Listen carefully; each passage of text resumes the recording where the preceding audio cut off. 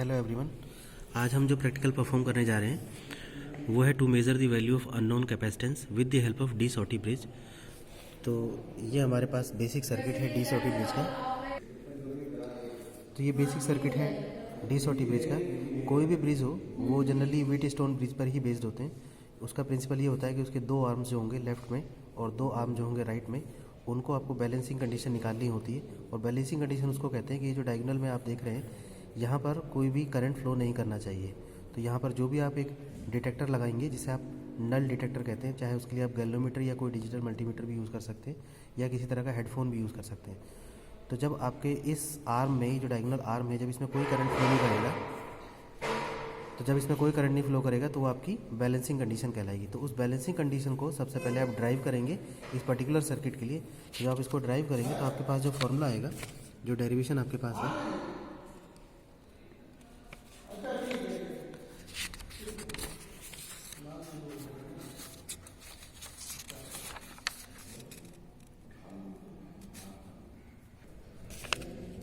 ये आपके पास फॉर्मूला आएगा, the unknown capacitance will be equal to C2 multiply by R2 upon R1। यानी कि आप कह सकते हैं CX upon C2 is equal to R2 upon R1।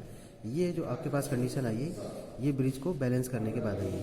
तो अगर हमारे पास R1 R2 नोन है और C2 भी नोन है तो हम अननोन कैपेसिटेंस को यहाँ से निकाल सकते हैं। तो अगर सर्किट में देखें तो यहाँ एक आर्म पे हमारे पास R1 है, दूसरी आर्म पे हमारे पास R2 है, तीसरी आर्म पे C2 है और ये फोर्थ आर्म जो है ये अननोन है, इसको आप CX कह सकते हैं। This is our CX।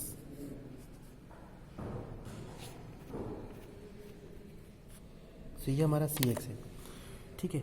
तो इस यहाँ पर हम एक अननोन कैपेसिटेंस कनेक्ट करेंगे जिसकी वैल्यू हमें डिटरमाइन करनी है।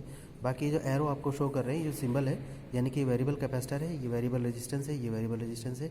और यहाँ पर हम एक इनपुट सिग्नल देंगे, कोई AC सिग्नल देंगे जो इस सर्किट में फ्लो करेगा और इसमें हम इसकी बैलेंसिंग कंडीशन निकालेंगे। तो यहाँ से फ्लो करेगा करंट और इसकी बैलेंसिंग कंडीशन निकाल के फिर हम आप ये कैलकुलेट करेंगे अननोन कैपेसिटेंस। तो ये हमारे पास डिवाइस है डी सॉटी ब्रिज की, ठीक है, जैसे कि आप देख रहे हैं। तो बेसिक लेआउट जो है सर्किट का वो ऐसा ही है। ऊपर आपके पास R1 है, ठीक है, ये वेरिएबल रेजिस्टेंस है, यहाँ पर भी एक वेरिएबल रेजिस्टेंस है। इसको पहले मैं आपको शुरू से दिखा। तो ये डी सॉटी ब्रिज है, इसका बेसिक सर्किट वही है जैसे कि हमने आपको यहाँ दिखाया, ठीक है, आप कंपेयर कर सकते हैं। सो यहाँ वेरिएबल रेजिस्टेंस है R1, यहाँ वेरिएबल रेजिस्टेंस है R2 और ये वेरिएबल रेजिस्टेंस है, कैपेसिटर है आपका C2। तो इनको वेरी करने के लिए इस बॉक्स में ये दो आपके पास जो नॉब हैं, ये R1 को वेरी करने के लिए अगर आप उसको 10-10 के उसमें डिजिट में वेरी कर सकते हैं। 0 ओम है यहाँ पे, अगर यहाँ कर देंगे इसको नॉच को तो ये आपको 10 ओम देगा, यहाँ करेंगे तो आपको ये 20 ओम देगा। तो दूसरा एक और है आपके पास ये नॉब, इससे भी आप वेरी कर सकते हैं 100 के फैक्टर में। तो 100 1 पे होगा, ये 200 पे 2 पे 200 होगा, 300 सो ऑन। तो ये दोनों अगर फाइनाइट हैं तो इसका मतलब होगा कि यहाँ पे अगर 100 ये 1 पर है और ये भी 1 पर है तो ये 110 होगा R1, दोनों मिला के ये R1 की वैल्यू सम करके देंगे। इसी तरीके से R2 को आप वेरी कर सकते हैं, दोनों आपके राइट साइड में दी हुई है, ठीक है। तो ये भी एक 10 के मल्टीप्लायर में है, एक आपके ये 100 के मल्टीप्लायर में है। और तीसरी जो वेरिएबल हमारे पास क्वांटिटी है यहाँ पे ये है कैपेसिटर। तो उसको वेरी करने के लिए भी यहाँ पर नोब दी हुई है, C2 को वेरी कर सकते हैं। इसका मल्टीप्लायर 0.1 माइक्रोफैराड है। So microfarad is equal to 10⁻⁻6 farad. तो अगर ये आपका जो नॉच है ये अगर 1 पर है, इसका मतलब है कि आपने इसमें 0.1 माइक्रोफैराड इंट्रोड्यूस कर दिया है। तो इसी तरीके से इसको भी हम नोट करेंगे, अगर ये 4 पर है तो यानी कि 4 × 0.1 माइक्रोफैराड आपने इसको सर्किट में दे दिया है, ठीक है। तो यहाँ इन तीनों को वेरी करेंगे हम to find the null condition, यानी कि जब इस आर्म में कोई आपका करंट फ्लो नहीं करेगा। ये जो आप डॉटेड लाइन देख रहे हैं, ठीक है, इसका मतलब है कि फ़िलहाल यहाँ पे कुछ कनेक्ट नहीं है। तो इनको हम आप अपने एक डिटेक्टर से लगाएंगे। तो हमारे पास ये डिजिटल डिटेक्टर है, इसमें हम इसको कनेक्ट कर देंगे, ठीक है। और यहाँ पर भी ये डॉटेड लाइन आप देख रहे हैं, तो यानी कि बीच में यहाँ कोई कनेक्टेड नहीं है। तो इसको हम यहाँ से देंगे, ये अननोन कैपेसिटेंस है। तो सर क्योंकि हमारा पूरा एक ही सेटअप है, इस पूरे सेटअप में ये जो नोब है यहाँ पर ये अननोन कैपेसिटेंस हैं, आप देख सकते हैं CX1 CX2 CX3 CX4 and CX5। तो सपोज़ हम CX2 को डिटरमाइन करना चाहते हैं तो फिर उसके लिए जो इसके ये कैपेसिटेंस है उसको हमें कनेक्ट करना होगा यहाँ से। ये दोनों एंड पे हम यहाँ पर कनेक्ट कर देंगे उसको इन दोनों एंड से, तो सर्किट में हमारा CX इंट्रोड्यूस हो जाएगा और यहाँ पर हम इसको कनेक्ट कर देंगे तो आपका ये डिटेक्टर इंट्रोड्यूस हो जाएगा। उसके बाद फिर हमें क्या करना होगा, सिर्फ इनको इसमें एक इनपुट सिग्नल देना होगा। तो यहाँ पर हमारे पास ये AC मेन का एक इनपुट सिग्नल है, इन दोनों को आप कनेक्ट कर देंगे टर्मिनल को यहाँ के इनपुट सिग्नल से, ठीक है। पॉजिटिव को करेंगे, रेड को रेड से कर देंगे और ब्लैक को ब्लैक से। AC है तो कोई फ़र्क नहीं पड़ेगा, आप इसको बदल के भी कनेक्ट कर सकते हैं। तो बेसिक प्रिंसिपल है आपको इसको नलीफाई करना और उसकी R1 R2 और करस्पॉन्डिंग C2 की वैल्यू नोट करना। तो आपके पास जो बैलेंसिंग कंडीशन है वो आपके पास फॉर्मूला जो है वो ये है, CX is equal to C2 R2/R1। उसकी हेल्प से फिर आपको अननोन कैपेसिटर की वैल्यू मिल जाएगी। तो एक्सपेरिमेंट परफॉर्म करने के लिए सबसे पहले हम इन सारे नॉब्स को 0 पर रखेंगे, ठीक है। तो ये भी हम मिनिमम पे रखते हैं, सबको 0 पर रखेंगे।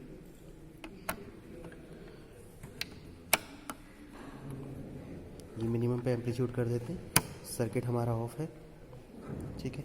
तो अब हम क्या करेंगे, सबसे पहले सर्किट कंप्लीट करेंगे। तो CX को इंट्रोड्यूस कर देते हैं इसमें। तो CX को इंट्रोड्यूस करने के लिए एक कनेक्टिंग केबल लगाएंगे एक एंड पे, इसको यहाँ पे एक एंड से कनेक्ट कर देंगे और दूसरे एंड से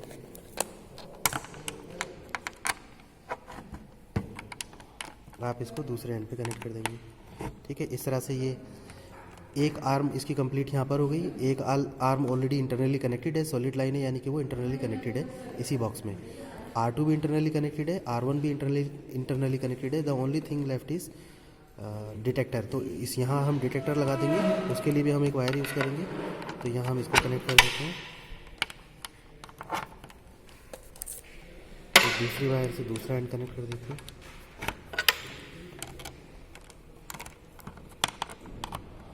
ठीक है, तो ये आपका डिटेक्टर लग चुका है। अब उसके अलावा हमें क्या करना है, ये जो इनपुट सप्लाई है ये आपको इनपुट सप्लाई यहाँ पर कनेक्ट करनी होगी।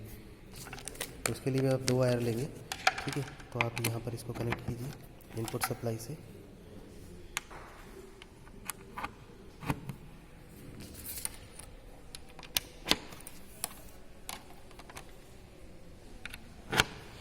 तो इस तरह से सर्किट कंप्लीट हो गया है। अब आप इसको ऑन करेंगे तो यहाँ से आप पहले कोई इनपुट देंगे, ठीक है। और ये जो इनपुट होगा, क्योंकि ये इनपुट आपको ये बताएगा कि सर्किट में कितना करंट या कितना एम्पलीट्यूड आपका फ्लो कर रहा है, तो उसको आपको फाइनली मिनिमाइज़ करना होगा। तो ये वैल्यू जो है हमारे पैनल में, यही आपको मिनिमम वैल्यू जो बताएगी, यही करस्पॉन्डिंग मिनिमम वैल्यू आपको फिर बताएगी कि ये सर्किट आपका बैलेंस है, यानी कि डी-शॉर्टी ब्रिज आपका बैलेंस है। तो उस कंडीशन में फिर हम ये जो हमारी वेरिएबल रेजिस्टेंस है इनकी वैल्यू नोट करेंगे और ये वेरिएबल कैपेसिटर जो है उसकी वैल्यू नोट करेंगे। तो पहले स्टेप में सपोज़ हमने एम बनाया कि हमें CX1 की वैल्यू डिटरमाइन करनी है, which is unknown to us. तो हम इसको नोब को CX1 पे रखेंगे, ठीक है। और क्योंकि ये आर्म आपके रेजिस्टेंस की हैं, तो इसमें कोई फाइनाइट रेजिस्टेंस हम R1 और R2 देंगे और फाइनाइट वैल्यू ऑफ C2 देंगे। तो मान लीजिए एक सेट ऑफ वैल्यू हम CX1 को डिटरमाइन करने के लिए हम इस तरह से सेट करते हैं कि R1 को मान लीजिए हमने 100 ओम पे रख दिया, ये आपका R1 है, ठीक है। इसको हमने 100 ओम पे रख दिया, ठीक है। उसके अलावा अभी फ़िलहाल हमने दूसरे नोब को टच नहीं किया है, वो फाइन वेरिएशन के लिए। फिर हमने इसको R2 को सपोज़ 10 ओम पे रख दिया है, ठीक है। ये हमने 10 ओम पे रख दिया है, नीचे वाला 100 ओम वाला मल्टीप्लायर ऐसे ही है। तो और इसके बाद एक फाइनाइट वैल्यू हम कैपेसिटर की दे देते हैं। अब ये सभी आर्म्स में एक finite value of resistance and capacitance introduce हो गई है।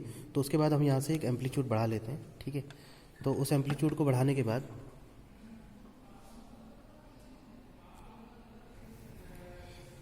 तो ये नो वेरी करने से एक वैल्यू आपकी फाइनाइट आ गई है। इसको कम कर देंगे या ज़्यादा कर देंगे, तो लेकिन इतना रखेंगे जो आउट ऑफ रेंज ना जाए, ठीक है। तो सपोज़ हमने इसको यहाँ पर फिक्स कर लिया 12 पे। तो ये एक तरह से एक इनपुट सिग्नल है, उसकी स्ट्रेंथ यहाँ पे सर्किट में फ्लो हो रही है। इसी को हम यहाँ पैनल में देख रहे हैं, क्योंकि ये हमारा यहीं सेंटर में कनेक्टेड है। ये हमारा एक डिजिटल डिटेक्टर है, ठीक है। तो अब हमें इसको मिनिमाइज़ करना है विद द हेल्प ऑफ, अभी हमने R1 जो ले लिया, R2 ले लिया है, वो आप देख रखे हैं 10 ओम पे ले रखा है, ठीक है। उसका दूसरा मल्टीप्लायर 0 पे। तो यहाँ से हम वेरी करके या तो हम R2 को वेरी करेंगे या R3 को, सॉरी C2 को। तो C2 को वेरी करने के बाद देखते हैं एक बार कि अगर हम C2 को ऊपर बढ़ाते हैं तो ये वैल्यू बढ़ रही है, तो ये बढ़ रही है, लेकिन हमें इसको मिनिमाइज़ करना है, तभी हम मानेंगे कि हमारा सर्किट बैलेंस है। तो ये 12 पर है, फिर हम नीचे गए तो ये कम हो गई है, ठीक है। लेकिन हम इसको फाइनाइट लेंगे, 0 नहीं लेंगे। तो इसको हम कम से कम 1 पे लेंगे कि अब ये इससे ज़्यादा नहीं जाएगी, क्योंकि ऊपर जाने पर ये बढ़ रही है, ठीक है। तो अब हमारे पास एक ही वेरिएबल बचता है R2 को वेरी करना, ठीक है। तो R2 को वेरी करने के लिए हम क्या करें, R1 को वेरी करना है, तो R1 को वेरी करने के लिए हम ये दो नोब हमारे पास हैं, एक यहाँ और एक यहाँ, तो इसको हम देख सकते हैं कि ये कितने पे जाके बैलेंस होगा। तो अगर हम बढ़ाते हैं इसको 10 के मल्टीप्लाई में तो देखिए 20 हुआ, तो वैल्यू पे फ़र्क आ रहा है, ठीक है, ये कम होती जा रही है, ठीक है। तो ये जितना भी मिनिमम जाएगी हम उसको उतने मिनिमम पे रखेंगे। उसके बाद अगर मिनिमम जाने के बाद अगर ये बढ़ जाती है तो फिर आपको वापस मिनिमम पे आना होगा। तो अभी तो फ़िलहाल ये 10 पे है, तो 0.2 आ गई है, तो यानी कि 100 ओम तो आ चुका है, तो क्यों इसको हम 100 ओम यहाँ से ले लेते हैं। इसको अगर हम 100 ओम यहाँ से लेंगे, ठीक है, तो ये मिनिमम पे पहुँच गई है। फिर देखते हैं 110 ओम करके देखेंगे, तो उसके बाद ये बढ़ जा रही है, तो यानी कि यही हमारी बैलेंसिंग कंडीशन है, ठीक है। तो हमने क्या नोट किया कि जो सर्किट में यहाँ पर जो करंट फ्लो कर रहा है या जो भी सिग्नल फ्लो कर रहा है उसकी मिनिमम वैल्यू 0.02 है।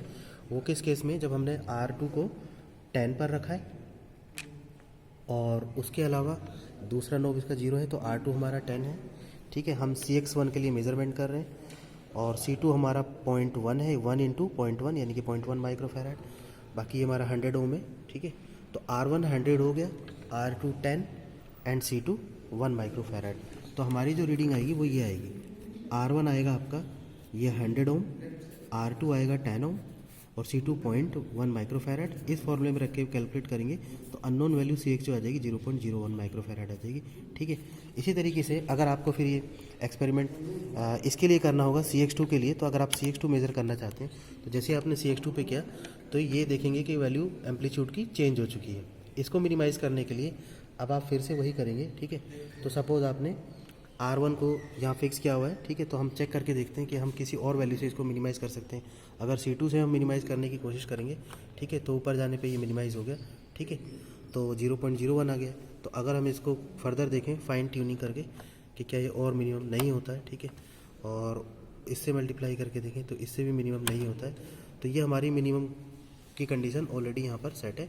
तो इसमें भी आपका जो R1 की वैल्यू आई है वो 100 ओम आई है, ठीक है, R2 की वैल्यू जो आई है आपकी वो 10 ओम आई है और C2 की जो वैल्यू आई है वो 2 आई है, ठीक है।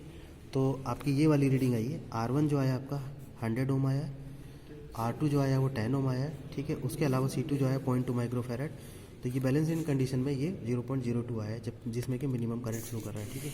तो इस तरह से हम ये डिफरेंट CX1 के लिए, CX2 के लिए, CX3 एंड CX4 के लिए हमने ये सेट ऑफ रीडिंग लिए, आप इसे देख सकते हैं केयरफुली। और इसके बाद इसी तरीके से आप इनकी सबकी वैल्यू कैलकुलेट करके देखेंगे। तो एक सेट हमने 3 सेट ऑफ वैल्यूज़ लिया CX4 के लिए, तो तीनों सेट से वैल्यू 0.1 आ रही है, उसकी मीन वैल्यू जो आएगी 0.1 microfarad.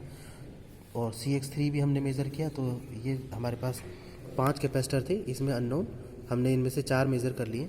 So the remaining one can also be determined with the help of same procedure. So these are the reading with which we have calculated 4 unknown capacitance for 4 given capacitors. Okay, तो इस तरह से आप D-shorty bridge की help से capacitance निकाल सकते हैं। इसमें एक एम और होता है कि आपको उससे डाइलेक्ट्रिक कांस्टेंट निकालना है। तो आपको पता होगा कि डाइलेक्ट्रिक कांस्टेंट का और कैपेसिटेंस का एक रिलेशन होता है, जिसमें कि आपको कैपेसिटर के बीच में जो प्लेट होती है उनकी सेपरेशन मालूम होना चाहिए, उसका एरिया मालूम होना चाहिए, ठीक है। तो अगर आपको वो फिजिकल पैरामीटर आपको दोनों दिए हुए हैं कि कैपेसिटेंस जो है वो उसका रिलेशन होता है कैपेसिटर के एरिया से और उसके डिस्टेंस से, जो 2 डिस्टेंस होती है प्लेट के बीच में। अगर आपके पास ये 2 वैल्यू मालूम है तो वहाँ डाइलेक्ट्रिक कांस्टेंट उस फॉर्मूला में होता है, उसकी हेल्प से आप उसको कैलकुलेट कर सकते हैं। तो वो फॉर्मूला कुछ इस तरह का होता है, capacitance is equal to epsilon d upon में ए, इस टाइप का कुछ फॉर्मूला होता है, ठीक है। तो ये आपका डाइलेक्ट्रिक कांस्टेंट होता है मटेरियल का। तो मेनली आपको कैपेसिटेंस निकालना होता है। जब आप कैपेसिटेंस जान जाएंगे डी-शॉर्टी ब्रिज से, तो आपके पास डायमीटर भी होगा, आपके पास उसका एरिया भी होगा, तो आप उससे डाइलेक्ट्रिक कांस्टेंट भी निकाल सकते हैं। इस तरह से ये दूसरा एम भी आपका कंप्लीट हो जाएगा।